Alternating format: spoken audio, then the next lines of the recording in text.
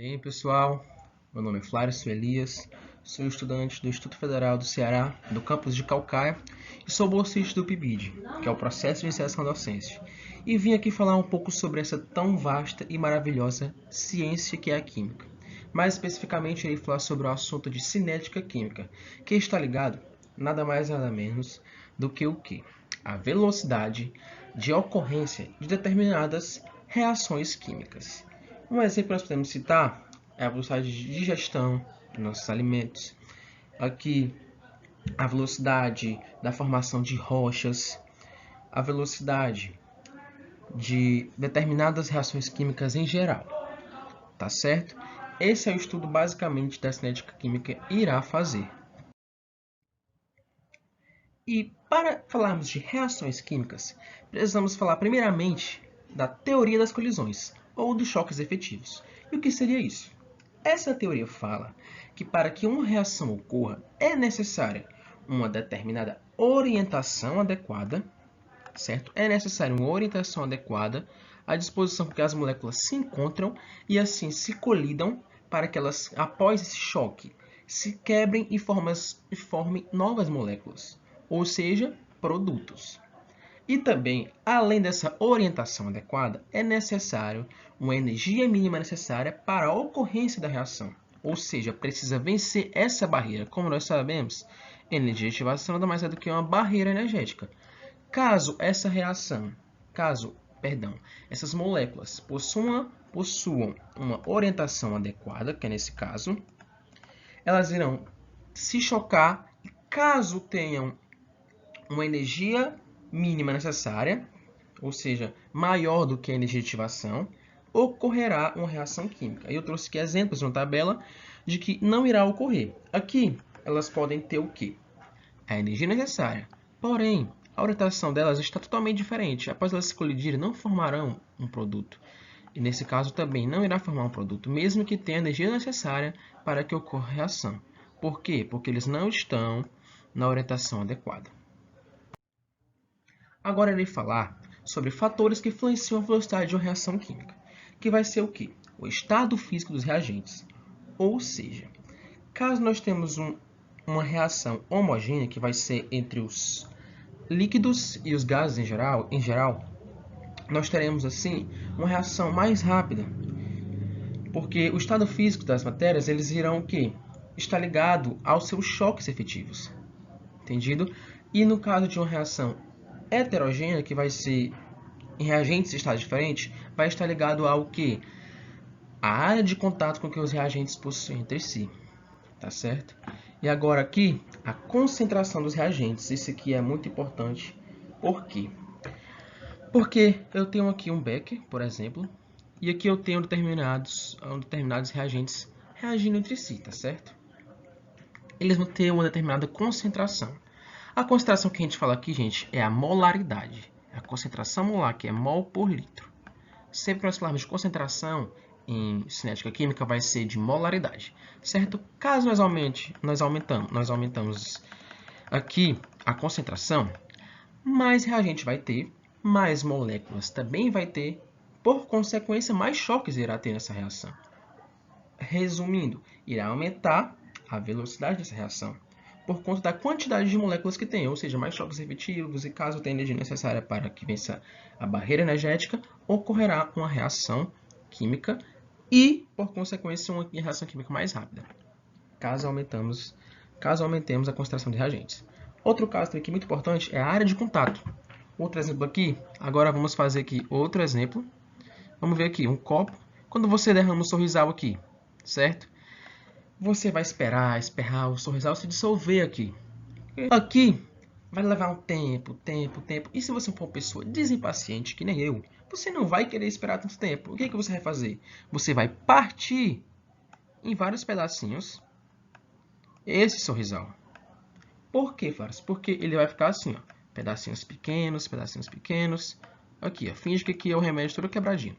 A área irá solvatar, a água irá solvatar, ou seja, envolver esse sorrisal, e aqui irá aumentar a área de contato. Por quê? Porque ó, vai pegar aqui, vai pegar esse aqui, vai pegar todos esses pequenininhos aqui, todos esses pequenininhos, assim, aumentando a velocidade de reação química. A área de contato aumentou. Se a área de contato aumentou, maior será a velocidade de reação química.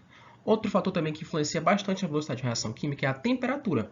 Aqui, voltando para esse exemplo aqui, como eu aumentei a temperatura daqui, nesse beck, por exemplo, eu aumentei aqui, botei um fogo, vai acontecer o quê? A energia cinética desses reagentes, dessas moléculas, irá aumentar, por consequência, irão se chocar mais rapidamente e com mais energia, ou seja, resultando numa velocidade maior.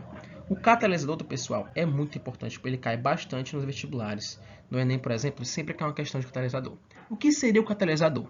Seria um composto químico, um componente químico que irá participar da reação, certo? Ele pode não participar, e quando ele participar, ele vai fazer o quê? Ele vai diminuir a energia de ativação, ou seja, vai diminuir a barreira energética, vai fornecer um caminho alternativo a essa reação, um mecanismo alternativo, resultando assim em menor energia de ativação, por consequência, uma maior velocidade, tá certo? E também é muito bom lembrar que ele nunca será consumido no decorrer do tempo, ele sempre será restituído no final, tá certo? Ele nunca vai ser. Esse exemplo aqui, ó, o fogo, digamos que aqui temos água e aqui é um sal. Usando esse mesmo exemplo desse beckzinho, aqui é um fogo, tá certo? Quando essa reação, caso não tivesse esse fogo, essa reação iria acontecer da água e do sal? Sim. Mas caso eu ponha o fogo, irá acontecer de forma mais rápida.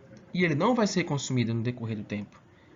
Claro que se o gás acabar, vai acabar o fogo, né? Mas digamos que se ele fosse infinito, que ele nunca seria consumido, ele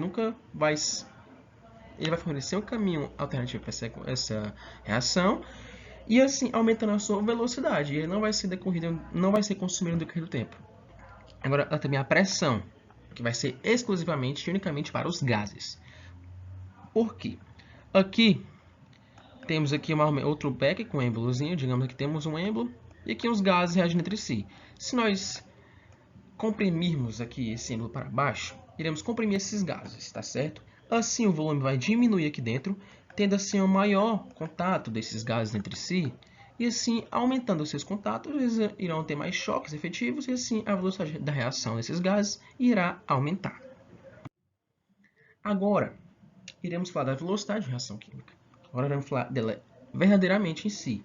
Dada uma equação genérica aqui, onde as letras minúsculas são os coeficientes estequiométricos e as maiúsculas os elementos químicos, iremos falar sobre a velocidade de desaparecimento, tá certo? Ó, desaparecimento e de aparecimento. Quando nós falarmos aqui de desaparecimento, de uma reação química, significa que nós estaremos diretamente ligados aos reagentes.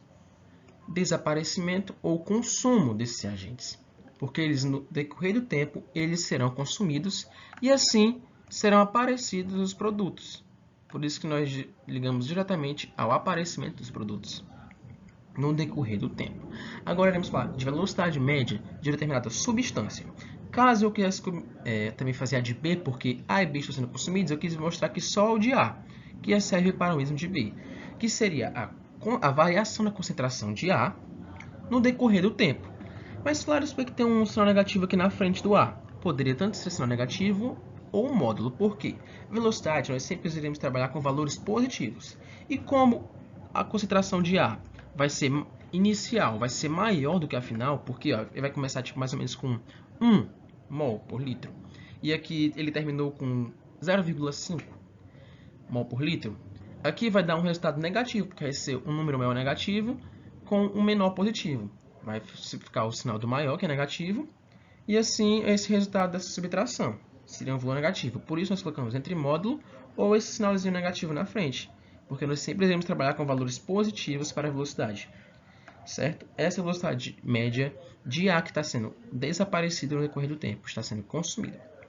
Aqui a velocidade de aparecimento de C ou de D, coloquei aqui de C, porque só para citar um exemplo ficar mais breve, mais fácil de compreender. Aqui eu quis falar o que vai ser também a mesma fórmula, só que sem um sinal negativo na frente, porque ele está aparecendo, ele está surgindo no decorrer do tempo. Agora, se eu quiser saber a velocidade média da reação global, vai ser também dada em mol por segundo, perdão, concentração molar por segundo. E também nós podemos fazer a relação dessa velocidade com cada substância. Ela vai ser a mesma para cada substância. Caso uma questão me desse a concentração de A, tá certo? Não, a velocidade média de A, que seria a concentração dividida pelo seu coeficiente estequiométrico multiplicado pela variação do tempo também, que é sempre dado em segundos. E ele quer se descobrir a de surgimento de C, bastava nós fazermos essa relação. Variação de C dividido por seu coeficiente estequiométrico multiplicado pelo tempo igual a essa equação aqui, ó. Porque vai ser sempre a igualdade para cada constituinte químico, para cada elemento químico, tá certo? Quando ele pedir a velocidade média de reação global, basta nós fazermos essa igualdade e fazermos assim o meio pelos extremos. Vocês sabem como fazer esses cálculos. Agora iremos falar sobre a lei de formação da velocidade de reação química. Dado aquele mesmo exemplo da equação genérica, nós teremos aqui o quê? Conhecidas como reações elementares e as reações não elementares. Para nós falarmos disso, seria falar primeiramente da ordem. A velocidade de reação vai ser sempre dada aqui, ó, pelos reagentes, uma constante que multiplica os reagentes, certo? A concentração do reagente, nesse caso aqui A e B, elevado às suas respectivas ordens. Claro, que são essas ordens, vai ser a influência com que a concentração de cada reagente tem sobre a velocidade. Eu posso citar um exemplo aqui, ó, 3 exemplos, tá certo? Vou citar 3 exemplos. Vamos lá. Concentração de A, ele fala sobre a de A, que vai também dar para ter sobre a de B também. Caso eu dobre a concentração de A, e por consequência a velocidade também dobra, dizemos que é de ordem 1, porque estão diretamente proporcionais. Caso eu dobre a concentração de A e a velocidade quadruplique, dizemos que é de ordem 2, tá certo? Porque é só 2 ao quadrado. E se nós fizermos aqui, dobrarmos também a concentração de A e ficar 8 vezes maior, dizemos que é de ordem 3. Entendido até aqui a influência que a concentração tem na velocidade de uma reação química. Aqui, para calcularmos a reação da ordem global dessa reação, bastávamos somarmos as ordens de cada reagente. Ou seja, se a ordem de A fosse 1 e a ordem de B fosse 2, bastávamos somarmos os dois, que seria 1 mais 2, 3. Essa seria a ordem global da reação. Agora, numa reação elementar, ela irá acontecer apenas em uma etapa e, coincidentemente, os coeficientes estequiométricos serão iguais às suas ordens. Como eu falei, N e M são ordens, tá certo? E os coeficientes estequiométricos numa reação elementar serão as suas próprias ordens. Agora, na reação não elementar, vai ser mais de uma etapa, pode ser 2, 3. E vamos ter aqui, como exemplo, ele sempre vai dar uma tabela, entendeu, pessoal? Vai sempre dar ou uma tabela, ou as etapas de uma reação. Aí ele vai dizer que é uma reação rápida, uma lenta e outra rápida. Sempre eu deixo aqui bem explícito. Ó. Quem manda é a etapa lenta. Ou seja, como que eu ia dizer com isso, Claros? Que os coeficientes estequiométricos da reação elementar lenta, da etapa lenta, tá certo? Essa não elementar da etapa lenta, porque ele vai dar aqui uma reação global, tá certo? E aqui ele vai dar exemplos de uma reação rápida, uma lenta e uma rápida. Quem sempre vai comandar vai ser a reação lenta. Aí, os coeficientes estequiométricos do reagente nessa etapa lenta, que vai ser essas minhas ordens, como eu falei naquele exemplo.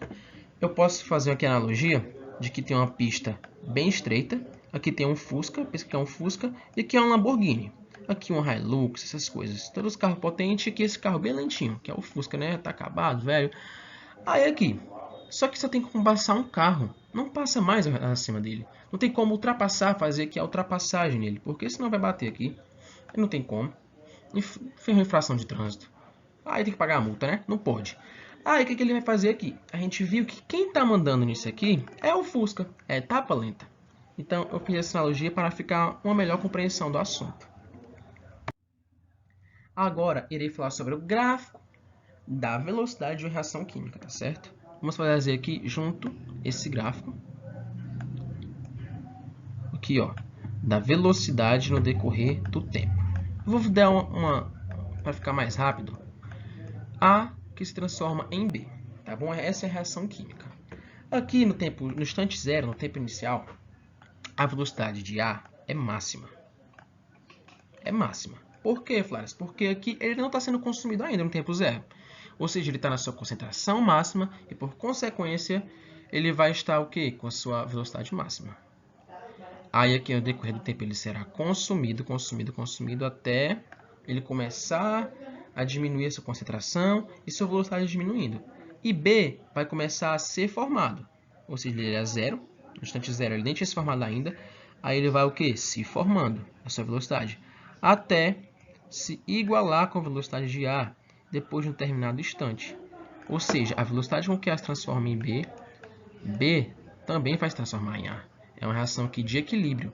Por isso que aqui já vai ser mais a parte de equilíbrio químico, mas vale ressaltar também que é bom aprender sobre isso. E aqui nós chamamos de tempo de equilíbrio dessa reação química. Ou seja, a partir de um determinado instante que eles forem se consumindo e se formando, vai ter um ponto com que as velocidades, com que um se forma no outro, o outro se forma no outro também. Então, foi basicamente isso sobre esse gráfico dessa reação. Então, obrigado pela atenção, pessoal. Se você gostou, dá aquele curtiu, compartilha, marca seu amigo, grava, compartilha o que for para ajudar nosso canal aqui a crescer, pessoal, que a gente possa tirar mais dúvidas de química, que a gente possa crescer mais ainda em conhecimento. Muito obrigado e bons estudos.